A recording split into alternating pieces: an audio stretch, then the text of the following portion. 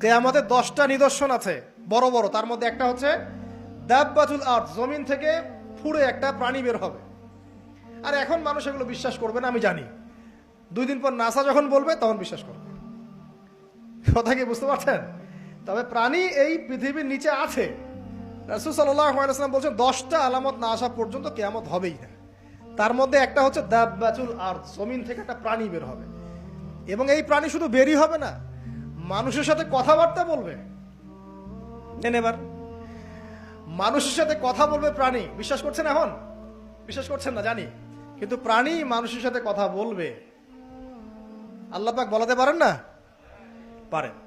আচ্ছা, সামনে যান। ওই প্রাণী যখন দাঁড়িয়ে আছে রাস্তায়, এখন এই বালক বলছে আজকে আমি প্রমাণ করে নিব যে আল্লাহর আনুগত্যশীল ওই পাদ্রী সঠিক নাকি ওই জাদুকর সঠিক। এবার সে একটা ইট হাতে নিল, পাথর হাতে নিয়ে এসে বলছে, আল্লাহ তোমার কাছে যদি ওই জাদুকরের কাজের চাইতে এই পাদ্রীর কাজ বেশি পছন্দনীয় হয়, এই ইটের আঘাতে এই জন্তুকে তুমি মেরে ফেলো আল্লাহ। এ বলেছে বিসমিল্লাহ বলে পাথর নিক্ষেপ করলো, নিক্ষেপ করার সাথে সাথেই জন্তু ডেড। তখন তার আইন আল ইয়াকিন, হাক্কুল ইয়াকিন হয়ে গেল যে হ্যাঁ, আল্লাহর কাছে এই পাদ্রীর আমলই সবচেয়ে বেশি পছন্দনীয়। তার আর মনে কোনো সংশয় থাকলো না। কিশোর মানুষ না, কতটুকুই বা বোঝেন নাই? এবার তার মধ্যে একটা ইয়াকিন চলে আসলো এবং সে পরিপূর্ণ মুমিন মুসলিম হয়ে গেল। এবার যখন সে রাজ দরবারে যায়, তার কাছে পেশেন্ট আসে, মানে একজন মানুষ এসেছে, সে বলছে যে আমার চোখে সমস্যা।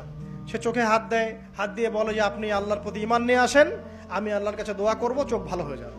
এভাবে পেশেন্ট আসে, সে বলে আল্লাহর প্রতি ঈমান নিয়ে আসেন, আমি দোয়া করব, ভালো হয়ে যাবে। এভাবে আস্তে আস্তে তার নাম এবং খ্যাতি ছড়িয়ে পড়তে লাগলো। যেই তার কাছে আসে সে বলে আগে মুসলিম হন, ইমানদার হন, আল্লাহর প্রতি বিশ্বাস করেন, আমি দোয়া করব, ভালো হয়ে যাবে। চোখ অন্ধ ভালো হয়ে যাচ্ছে, কুষ্ঠরোগী ভালো হয়ে যাচ্ছে, হ্যাঁ প্যারালাইজড রোগী ভালো হয়ে যাচ্ছে, আলহামদুলিল্লাহ। নবী ঈসা আলাইহিস সালাম এমনটা করেছিলেন না? আল্লাহ পাক চাইলে করতে পারেন। একদিন ওই রাজ দরবারের একজন মন্ত্রী আসছে, এবার ওই রাজার একজন এমপি সাহেব, তার চোখে সমস্যা, সে আসছে, এসে বলছে যে আমার এই চোখের সমস্যা, আমার চোখটাকে ভালো করার দরকার, তোমার কাছে কোনো ওষুধ আছে নাকি? সে বলছে যে আপনি আল্লাহর প্রতি ঈমান নিয়ে আসেন, আমি আল্লাহর কাছে দোয়া করব, আপনি ভালো হয়ে যাবেন। এবার সে আলহামদুলিল্লাহ ঈমান নিয়ে আনলো এবং সে ভালো হয়ে গেল। এই ভালো হয়ে যাওয়ার পরের দিন যখন সে আবার ওই পার্লামেন্টে গিয়েছে আর কি, ওদের তৎকালীন রাজদরবারে, এবার রাজা ওকে দেখে বলছে যে তোমার তো চোখ অন্ধ ছিল, কিভাবে শেফা লাভ করলে?